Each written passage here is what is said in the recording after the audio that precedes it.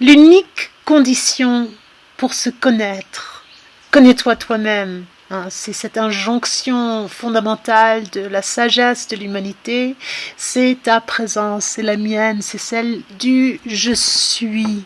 C'est ici maintenant que nous pouvons pénétrer dans cet espace incommensurable dont nous extrait très souvent notre mental. Donc nous mettons nous-mêmes à la porte de notre bonheur, de notre puissance, de notre présence, de notre amour incommensurable, en laissant l'attention s'emprisonner dans l'activité du mental. Maintenant, le mental n'est pas fautif en lui-même, c'est pas une histoire de faute, c'est une histoire de discernement. C'est pas une histoire de jugement, mais d'intégrité, l'intégrité structurelle de connaître, de comprendre, d'éprouver la structure de notre être. Et notre être, c'est un être multidimensionnel et relativement même très complexe et magnifique, merveilleux, c'est la précieuse existence humaine, c'est le véhicule de ce principe qui nous anime, qui est celui de la conscience et qui a fabriqué, parce que c'est une fabrication et elle est utile, ce que l'on appelle l'ego. Et l'ego, c'est cette identification avec les limites temporelles, matérielles de notre corps. Et qu'est-ce qui va avec le corps? Eh bien, cette activité cognitive, le mental qui est doté d'une mémoire et qui est doté d'un réservoir que l'on appelle le subconscient, qui est comme un autopilote, un copilote autopilote, et qui va engranger les suppositions et les croyances que nous avons amassées au cours de notre existence. Et quand je dis notre existence, c'est pas seulement celle-ci, c'est celle de nos ancêtres derrière nous, parce que nous sommes le dernier maillon d'une longue chaîne d'êtres vivants qui sont venus avant et dont nous sommes quelque part l'expression. Nous avons ce collectif intérieur dans notre ADN et dans ce que transmet cet ADN, et puis l'interface avec l'espace infini qui est permis à travers les microtubules qui sont ces extraordinaires petites pailles, un drôle de mot, qui composent nos cellules, qui nous donnent notre structure et qui sont des tunnels, des voies, des vecteurs d'information.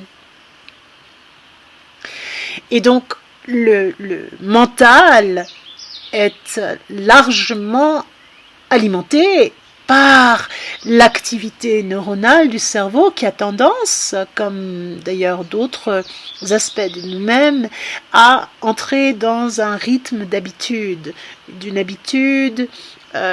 d'une chose à laquelle nous allons plus attacher notre conscience, notre attention.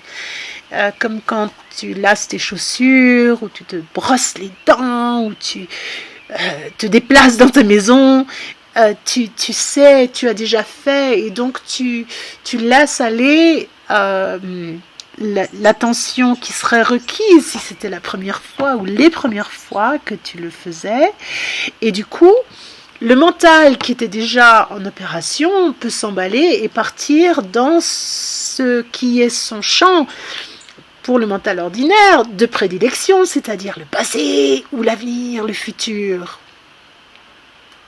Et comme il y a cette dissociation fondamentale avec le maintenant, cette scission, si tu veux, cette capacité à se projeter, elle est infuse de peur et d'anxiété. Et donc le corps ne se sent pas en sécurité.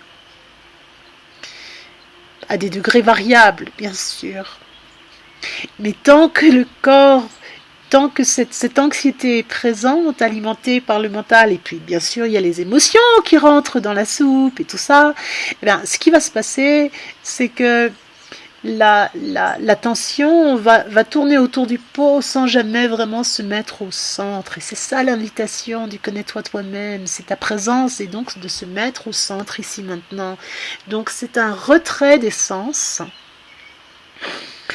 parce que les sens qui sont donc nos organes perceptuels tournés vers l'extérieur ont tendance à être des voies par lesquelles notre énergie, notre attention, notre conscience fuit. Ce sont des fuites. Alors, cette fuite, elle peut être tout à fait appropriée. C'est mon chat qui fait ce bruit. Cette fuite, elle peut être tout à fait saine dans une certaine mesure, que nous sommes conscients de ce qui se passe. Mais la plupart du temps, c'est pas le cas. C'est devenu une fuite subconsciente qui mine notre sentiment d'exister et de bonheur, qui serait et qui est fondamentalement, quand il part, quand il émane de la présence, un sentiment d'aimer.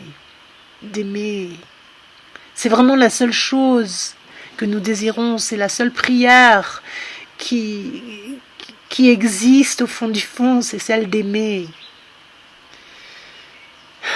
Et donc, alors ce qui se passe, c'est que lorsque tu reviens, que je reviens, mon attention revient à l'instant présent, c'est pas celui du monde extérieur apparent qui n'est qu'une infime partie de ce qui existe réellement. Nous le savons, que la matière correspond à 0,0000090, je crois, 1% de ce qui pourtant est là. Et donc nos convictions, nos croyances, notre anxiété, nos expériences passées, qui sont le résultat de notre identification à cette infime partie de ce qui est, toutes ces choses nous empêchent, nous nous empêchons nous-mêmes de revenir à cet instant présent, qui est au-delà des sens, qui sont tournés donc vers cette infime partie du réel que nous appelons la matière. Et lorsque nous nous souvenons de cela, parce que nous le savons, donc s'en souvenir, c'est quelque chose de naturel. C'est notre nature. Donc à un moment donné, l'oubli va disparaître, parce que l'intuition, parce que la suspicion, parce que l'intelligence fondamentale de notre conscience est omniprésente. C'est le principe qui nous anime. Et donc l'attention qui revient intérieurement va retrouver la source qui est à la fois invisible et infinie, et qui a une qualité d'être ce sentiment d'amour. Et ce sentiment d'amour va pouvoir maintenant, plus tu